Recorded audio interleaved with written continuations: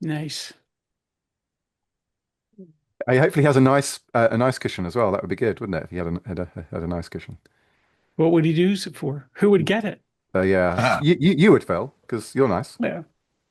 Particularly when you're magnanimous in like accepting that Chris is a fallible human being who struggles with time.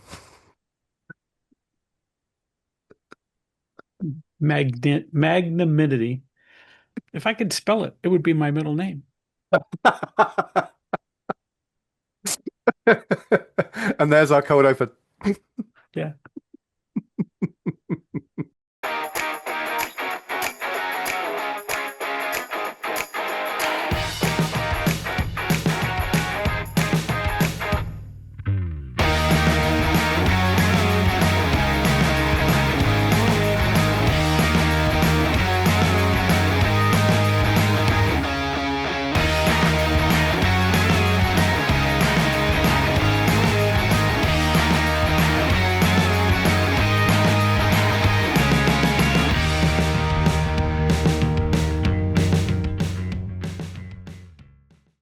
Consulting was dead to begin with.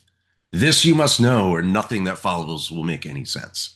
Well, it frequently doesn't. Hi, I'm Chris Lockhart. Welcome to Consultants Saying Things. This is our holiday special, Christmas edition. I'm joined by Phil Yanoff and Oliver Cronk. We're missing Wendy today, unfortunately. There we go. Oh, that's better. So we are talking about the end of consulting. It's over. It's not gonna exist anymore. The adoption of AI tools, especially over the past year, and some of the models that have been coming out. I mean, just incredible capabilities.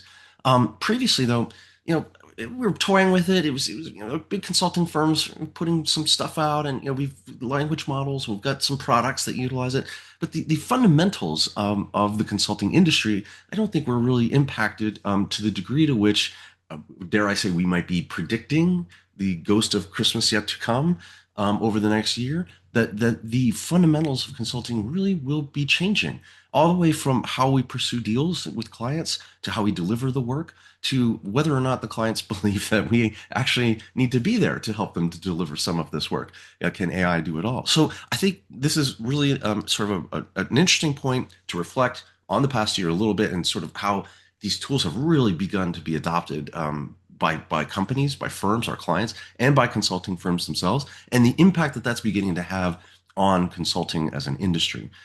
So with that, I mean, Oliver, you found this fantastic article on Yeah. LinkedIn. We'll put the link somewhere Mm. at some In the point notes. in Yeah. the notes, and it really delves into this, right? Yeah. Um, Give us a little bit more, because Yeah. you're thinking about this a lot. Yeah. I mean, I've been thinking about this for quite some time, right? And we've touched on this a few times, but the article's called "The Not So Quiet Collapse of the Pyramid." And I guess what it's sort of talking to is the fact that, most big consultancies, as I'm sure most people working in consultancies listening to this will know, operate under sort of like a pyramid model where you have a small number of partners, you have a lot of juniors, and then in between you have the sort of layers of progression on the way through.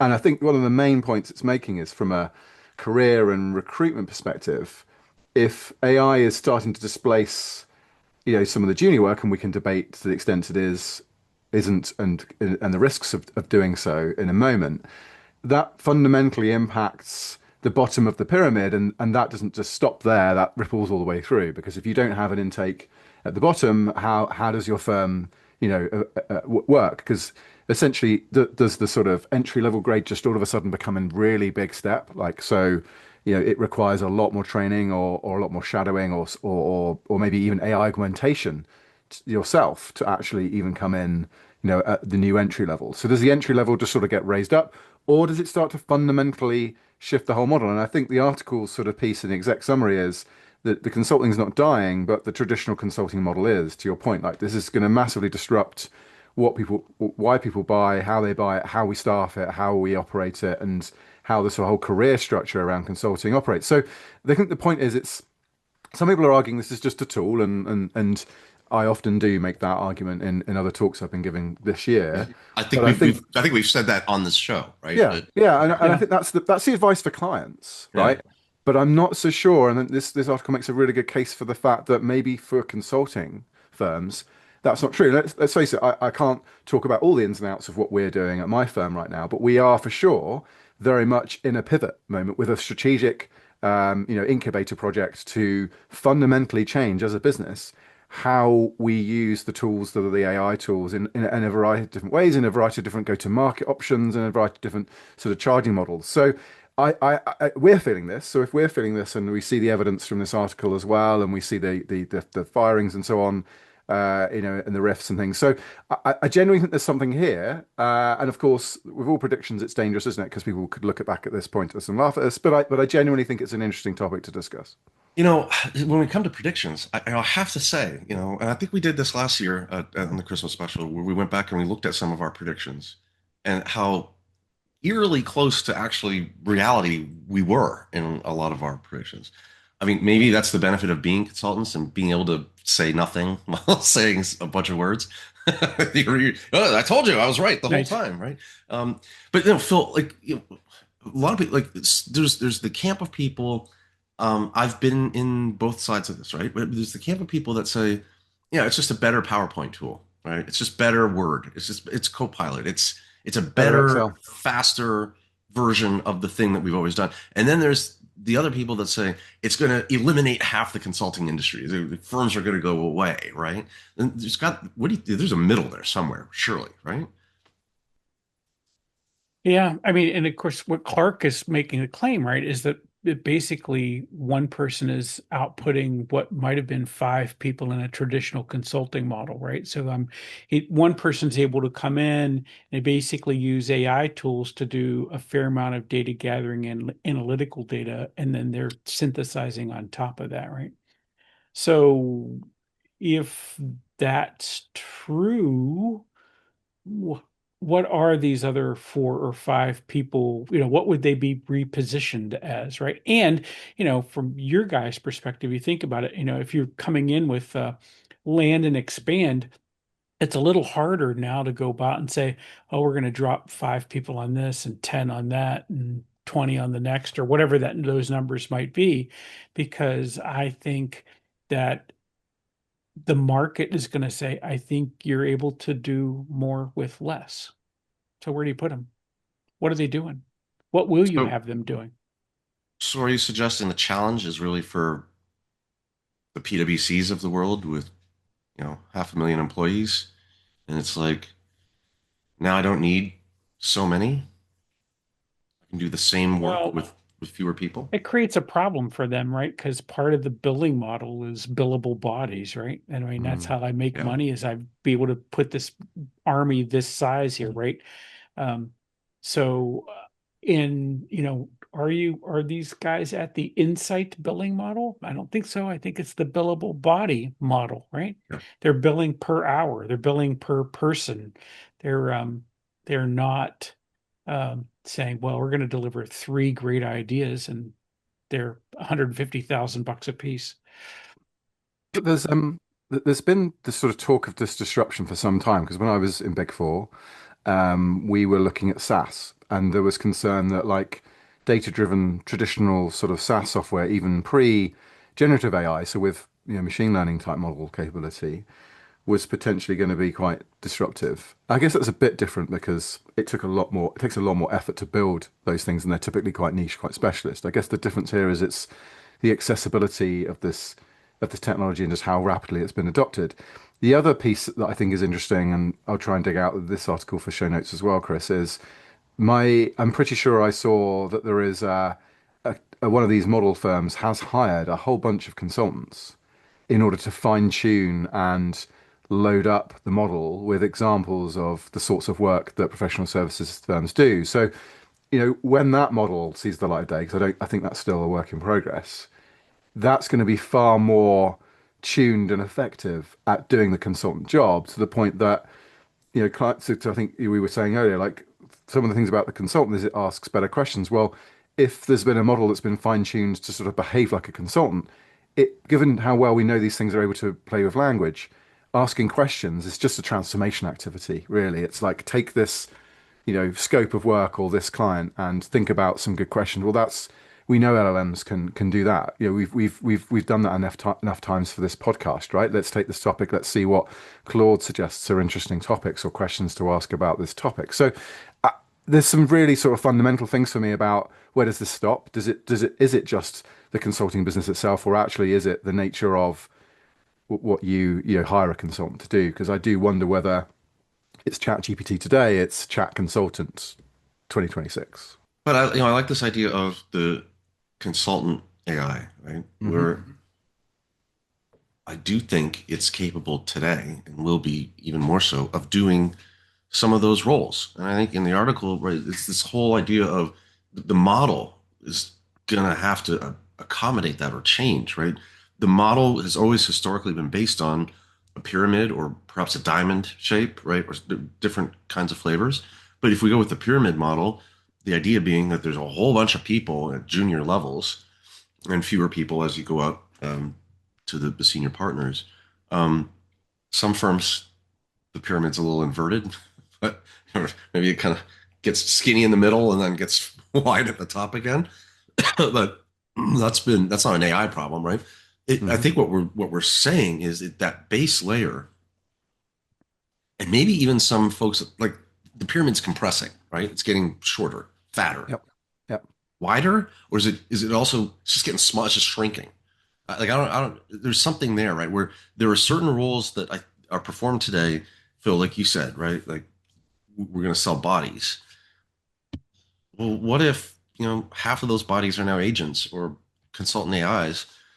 You're still charging for it, but it's not a person. So like the pyramid is shifting its shape. Maybe the pyramid is no longer the right metaphor for how these firms are constructed. I don't know. Yeah, I don't know what that's going to mean for the firms either, but I think as a consultant, right? I think that if you were been in a firm that has been so big that you could specialize, for example, in just writing plans and spitting them out, I think that might be the harder gig to maintain over time. And that's kind of what Dave Clark was going on, right? That what we were basically going to see is a kind of merging of the consulting side, the delivering side, the training side, right? Because basically what we're going to say is we want you, like, I need you to be an actual problem solver, not just someone who tells me what the plan might be and then walk away and like we'll figure out how to do that, right? So I think part of this is because you have so many amplified tools at your disposal, you can go from end to end now with this. You can come in, do the analytics, say, all right, let me show you how this is done, and let me train your people to figure out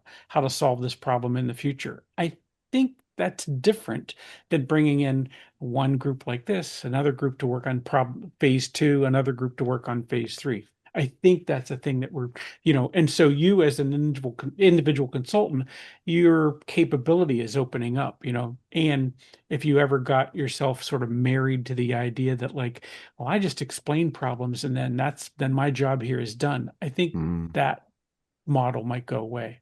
I think I you've hit think, I think you've hit on something really important here, which is maybe this allows consulting to go back to actually consulting. I think there's been a tendency for consultants to expand into other areas like managed services and administrative type support type things that actually aren't really consulting anymore. They're just ways for the consultants. They were ways for the consultancy to sort of deploy more warm bodies and bill more people, but actually are they consultant roles? I do wonder whether this means actually the consultant role is even more important because to your point, Phil, I think yeah, there are these tools can do those sort of other things. It commoditizes a whole bunch of sort of analyst and search and research type capability, and but what remains is still that consultant sort of key human role. And I do wonder whether that's the pivot we'll see is actually a lot of the ancillary stuff and perhaps the specialization in terms of task goes away. Specialization in terms of industry and particular domain stays, and that right. consultancy knowledge is what then gets wrapped by this augmentation. Now, Chris, your point about do we start charging for agents to start? I think this is the other bit that fundamentally has to flip. I think those organizations that haven't been pivoting to an outcomes-based charging model I think their hands going to start to get forced because I don't think you're going to be able to put on an invoice. You know, Claude was chewing away here for 12 hours, and because yeah, ultimately that doesn't drive the right efficiencies of the technology platforms, right? So you're gonna be incentivized to have really inefficient tech because it will take longer processing things. So I think clients won't go for that, and therefore this will probably force some bits of consulting engagements to go down a value-based billing or an outcome pricing or a new charging model than time and materials. Yeah, and I mean, this whole idea of like, firms made up entirely of agents, right? And a founder, a startup guy, and everyone who works for him is an agent. I think that works in some businesses, like if you're creating a product, maybe, or like I think it's a something. product. I think you got it. Yeah. I think it's a product. I don't think it's a consulting business. I think at I that don't point think it's a it's product. consulting either, right? I No. mean, okay, certainly if your consulting service was some sort of managed service, we'll do your call center for you. We will rebadge all your employees so they can walk in the data center and manage the servers. I think a lot of that can go away, right? I mean, and I think that's your point. That wasn't really consulting anyway. It was contracting, right? I mean, Yeah. right. Yeah. So I think some of these contracting jobs can be contracted to an AI, right? And or the tools themselves for managing servers, for example, for call routing and all that Hmm. stuff in a call center. The tools themselves just get so good that you don't need people to sit there and watch it, right? And make sure, or maybe it goes from 50,000, call customer service reps in the call center, it goes down to 1,000 who just sort of like manage the really difficult things, right? And keep an eye on the AI. But I mean, some of that AI stuff, especially with call centers, is so good and is just going to get so much better. Um, I see some of those things going away. And so back to, I'm reinforcing your point. It takes everyone back to consulting, right? Because Yeah. Phil, you mentioned, right, that end-to-end ability. Well, you have to know how to do analysis, right? You, the tool's not really doing the analysis. The tool's crunching the numbers and maybe giving you some insight, but you need to know what to do with that and how that gets applied to your client's particular problem, whether that's a revenue problem or a product problem or a something. And these things will suggest, right? They'll say, hey, this looks like a good use case for XYZ, but you still need that brain power to be able to say, okay, well, what are the other implications that the model was not taking into account, the people factors or whatever, the politics, right, of things. Yeah. That's still the human brain, isn't it? For at least the time being, I think. I don't know. Yeah. And so what does that mean for us? And let me think about like what you guys are seeing, but if Here's what it means to if me. yeah, right, have a beer. Merry It's not Christmas. ho ho ho ho ho to my beer is what he says. So, but the if the pyramid, if Clark is right, and the pyramid is collapsing and we're ending up in a diamond shaped environment, right? If that's what it's more like. So it is in fact experience heavy. It might even be T-shaped, right? Your skills, as you kind of Mm, point out, right? I've got to have deep expertise inside this space. Basically, this is the thing that allows me to do this. Let's imagine that's a spot that we can preserve. Then how do I what do firms look like, but how do I make sure that I, as a person who is contributing, are able to be continue to be valuable in this time? And by the way, I think you set aside another piece there. I think you guys kind of touched on this. Is there an opportunity to productize some pieces of what you do that maybe those get delivered? I see people doing that in some mm, spaces. They mm. they've been relatively small that I've seen so far, but maybe some folks are doing this on some grand scales, and I'm just not witness to it yet. I mean, when we are a data and AI first firm. We don't do managed services to like you would think of in the past. We're not call center experts or any of that sort of thing. It's really around data science, and the use of AI to leveraging that information. And when we our pitch decks lately to our clients, even clients that we've been working with, so they know our capabilities, we will reference our AI products as tools that we're using to help deliver the work. Not like I think this is coming, but like not like we will give you Products this for the client. right. Yeah. We will give you this as the outcome is the product, the work product is a thing that we're going to give you in the cloud that you're going to use to um, manage your server spend or whatever, right? Your compute spend. And a couple of points on this. I've been wanting to sort of jump in with the point about ultimately what does this mean for the consulting industry? Because I think Yeah. actually it means revenues shift. So in some cases, I think revenues shift to tech, and I wanted to build on that because whilst there is a bit of arrogance, I think, in Big Four, certainly around how good the tech capabilities are, and the reality is, my experience is that whatever you're building today, 18 months, 2 years down the line, it gets sort of commoditized and wrapped into big tech sort of offerings and products. So whilst, yeah, and I made reference to the fact that there is at least one that I know of initiatives to ingest a whole bunch of ex-consultants or current consultants that get headhunted into a technology firm to hoover their knowledge and refine and do human feedback, reinforcement learning, human feedback type fine tuning around the consulting skill set. So I think we can sort of imagine what the consulting firms will do to try and respond. The reality is that's not the only dynamic at play here. There's what does the tech what how much of the consultancy industry lunch does the technology industry end up eating?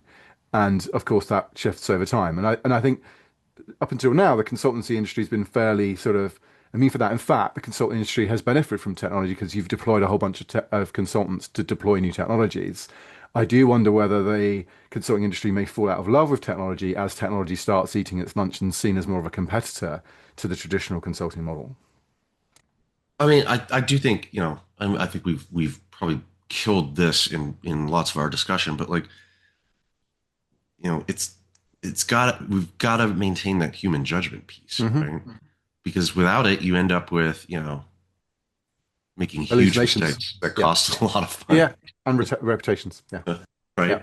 Um, Now, so if we just assume that AI is going to be able to do really well a lot of the technical things that maybe our analysts in the past would spend all night doing in the hotel lobby, right, or whatever, on their laptops in the Yeah. lounge. That a lot of that maybe goes away because and the bottom of the pyramid shrinks to become narrower.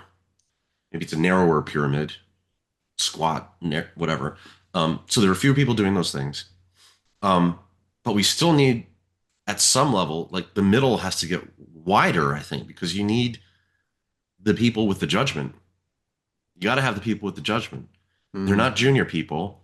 Hmm. And the senior people that have the judgment, quite frankly, their judgment might be 5 years out of date or 10 years out of date, and they cost too much anyway. So you need that layer in the middle. Like, it's like a fat pyramid, right? In the But I guess the point of the article is that how do yeah, you sustain that pyramid? Because you need junior people to, you yeah, need billable hours, right? I mean, yeah, and so that's where there's this sort of fundamental tension, I think, around how do you get there? You can get there now because you can lay off a whole bunch of people and you can get to that shape, but that's not sustainable because how do you create the middle layer of where are those new hires coming from? So you need practitioners, yeah, right? And you need yeah, practitioners that have knowledge, that have yeah. done the work. Where Or do the they entry come from? level, or actually, what happens is you have almost no junior, and the entry level is very close to the middle, and there's more progression in the middle. Let's think about that though, right? Like, how do you enter anything in the middle without having ever done it, right? It's like, where do you get that expertise? We frequently advertise like, all of our advisory guys, like 20 plus years experience in whatever industry, right? Hmm. How do you get that experience if there is no firm willing to bring you in to give you that experience? Where do you get it So from? You maybe come out it's of more industry? industry in, maybe it's industry. Yeah, maybe. Well, the good news is if you're going to need fewer people, that's easier to find, right? Because you can pull them out of industry or something like that. The thing is, I think this sort of, I'm going to come in as a junior and grind my way to the top. I don't know that that continues to exist. Yeah, I agree. Which, quite frankly, is probably a good thing, right? Because, Might you improve the know, Because culture we of always are talking about burnout of being yeah, through that and grinding process backstabbing. has kind of gone away, right? Yeah. I would be curious if I don't know, maybe one you can just do a quick chat GPT or Claude search, but like, what is the average tenure of a out of college person in management consulting? I think I have a hypothesis just based on what I see. The stuff from 20 years ago where you left college, you went in as an analyst, you rose through the ranks, became a partner, a senior partner, and then you just coast as a senior partner the rest of your career. I think those days are gone because first of all, it takes too long. Second of all, it kills people right at the lower levels. And I think there are plenty of attractive alternatives for folks that are smart. Then they don't want to do that anymore. And so in that respect, AI may save consulting, right? Because I Yeah. think yeah, I just there are Yeah. fewer and fewer people who have come up through the ranks. Do you remember that the ad that IBM used to run years ago? And it was What like a century are we bunch of talking, little Phil? Which century are we yeah, talking? it might have been 10 years ago, but if it was 20, just let go with me for a second. But they would run this ad and it was some little kid and they were asking all these kids like what they wanted to do. And this kid would say, I said, I want to add up columns of numbers. That's what I want to do for a living. And it was the whole idea was that they were talking about the grind. I don't even remember what they were advertising at the time. The point of it is Lotus Notes, probably. that if Oh, you ever notes. never, it could have been notes. I don't know. But in the point is here if you thought, look, I think my entry point into this consulting thing is grinding, it's no. Guess what? Today, you show up with all the grinders with you. All your, because that is the AI, that's the LLM, that's Mm, whether it's mm, Gemini or Notebook LM or God forbid, ChatGPT or something, right? I mean, and we're not addressing issues of data tenancy or any of that kind of stuff yet. But how you get through all that bit, basically, I am a one-man team now, mm, right? I mm, mean, every one of us today, as we came in and did the pre-roll on this thing, we're thinking about or talking about ways that we are doing things that would have required either us hours or days, or we would have had two or three people helping us do. And now it's just like, you know what? I pressed this button. I went through 60, I did this yesterday. I'm going through 60,000 records trying to figure out what the evolution of that data has been. And poof, I got answers, right? I got answers to it right away, and I didn't have to go write an app to do it, which I normally would have done. I'd gone and built the thing and started running filters against it. I just started asking for analytics against this data. Poof. Yeah, and in the past, you would have spent, a week creating a macro or something in Excel to do a bunch of stuff, and that was your That's right. secret sauce. Don't need to do that anymore. Pivot tables, whatever. Yeah, Pivot right. tables, yeah. Yeah. Um, and this whole, I think what you're really describing is that the line between doing and thinking is becoming, I think, really crisp and clear, right? Which is the someone might argue it's blurring. I'm arguing it's delineating things much clearer because the doing push the button, right? Whereas before it was like I need 10 analysts, which means I need a senior associate to manage them, and I need a director or a principal, you need that blah blah blah, structure. right? Yeah. That's the pyramid, right? Yeah. I don't need that anymore, right? The doing, I don't need people to do the doing, but I do need people to do the thinking, and they come out of the fat middle of the pyramid or the diamond. Yeah. Mm. Well, I think we solved it. Yeah. Perfect. Job done. So, I mean, is that a prediction for the consulting? Are we predicting the consulting industry is going to change, sort of like the article implies, in the coming year, or do we think it'll take several years for it to work itself out? Well, I think we've already had a few years of the technology being adopted, which is why I think we're seeing these signals now, because let's face it, these technologies take a while, don't they? And yeah, because there's the human problem again of change management and all that sort of good stuff. So no, I genuinely think next year is going to be a really mixed year because, as you would have both heard me saying, like the technology itself is not sustainable in many cases. The financials don't add up and all that sort of good stuff or bad stuff. But at the same time, you've got adoption and people working out how this actually, works and doesn't work and how it actually impacts their industries. So I think next year is going to be really interesting because you're going to see, I think, some course corrections around the financial sustainability and the commoditization of the models, and who knows what China will come up with next year as well. So there's more competitive forces there at that model level, but then that product layer and then the implications like we've been talking about, I think are going to be really fascinating to see play out. So yeah, I think next year we'll see more disruption and changes. I think we already have seen them as per the article. It's already making the case that those disruptions already been seen, and I think next year we'll just see even more of that, and it might be a tipping point. Yeah. But so I think these things have been around. I think they're increasingly been adopted, as you pointed out. They're in some cases they're being adopted to help perform the work. I think in other cases they're being used as platforms for delivering products to clients, etc.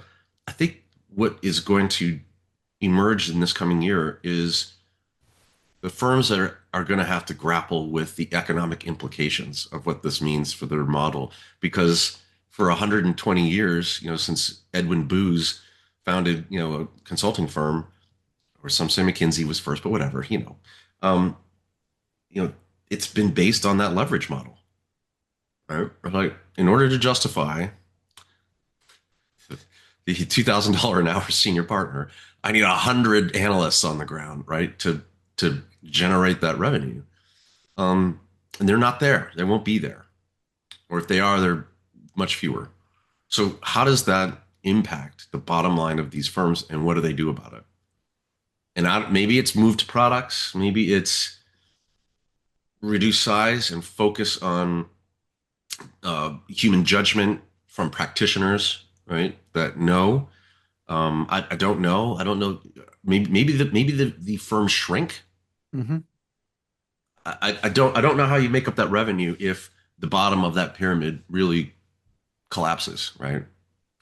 So I think the firms it's Definitely a revenue challenge, and I think going to the be a revenue challenge. I think they're going to have to figure that out. I think it's or it's the go to market and productize. yeah, It's that something, sort of right? shift, like a combination of things there. I think. Yeah. Anyway, Phil, what do you think for Yeah, I mean, think about this. For where does the what is the utility of the utilization model when everybody is so amplified, right? Mm. When I Mm. can do what 10 might do, then I mean, and by the way, if you are and of course the boutique firms, well, actually the big firms will figure out first that they need to let people go from the bottom because they're just gonna that's how that's gonna work, right? But it's gonna change how everybody gets paid in that spot, and they're gonna have to figure that bit out. But if, and you as an individual contributor can figure out, I am a one-man SWAT team now, right? I can do stuff again that it might have taken me four people to do before. I can do things that I couldn't have done before because I can grab data and I can analyze. And the thing is, if imagine that you're getting to some of these tools that are really quite good with, even if it's just lightweight coding, right? Although I think some of them are better beyond that, right? But if you're like thinking like if you're using Anthropic Claude today, right? That they are aimed at coding, right? And so you can go from question to a workable program, right, to actually solve a problem. And I think in this case, it's going to like we've already said the pyramid is gone, probably. This just gets broken up. And by the way, you don't have to worry. If you don't figure it out, a competitor's going to figure it out. And basically, your model no longer is going to work, is what's going to happen, right? So that the market will take care of that because there's a lot of people inside this space. But if you, as a contributor or a team manager trying to figure this out, it's like, all right, we need to be leaning into these tools so we can figure out how to make our people the super humans that they could be, right? The Uber consultants that they could be, because they can actually deliver more than we gave them the capability to do in the past. These tools are just amazing. I'm reminded of I was just recently in Boston and by the way, I visited Billy's Chowder House in Wells, Maine. I know that I got a new coffee cup from them. Nice. Um, fantastic chowder. At any rate, I was reminded driving through Cambridge that Lotus used to have a facility there. I think some vestige of it may still exist, but before Lotus was acquired by IBM, or just shortly after, there was a buzz with activity, right? Lotus Notes, Lotus 123, Lotus, and Domino, obviously, right? I remember they had on the building this colossal banner. I think it was like a superhero type character, and it said something to the effect of with Lotus, you were superhuman, something to that effect, superhuman software, something, right? It didn't really make sense at the time because it was still just a tool. I think we're in that era though, to your point, right? You can do individually as an individual consultant amazing things that used to require an entire team or an entire firm to do in the past. So in that regard, you really are like the superhuman consultant, right? The super consultant, the Uber consultant, um, with these tools. So I mean, if that's the takeaway, there's two bits, right? One, the industry's going through some changes, and firms are going to have to figure out how to make up that revenue because they're going to get rid of a lot of folks at the bottom. But if you're one of those folks at the bottom, just know um, you can actually do what the big firm does now, right? I mean, you've got all the tools at your disposal. Knowing how to use them and when to apply them, I think, is the judgment part, right? That's what is going to distinguish people in the coming year. All right, well, guys, this was great. Thank you. Thank you again for being friends with me for another year. Wendy obviously opted out.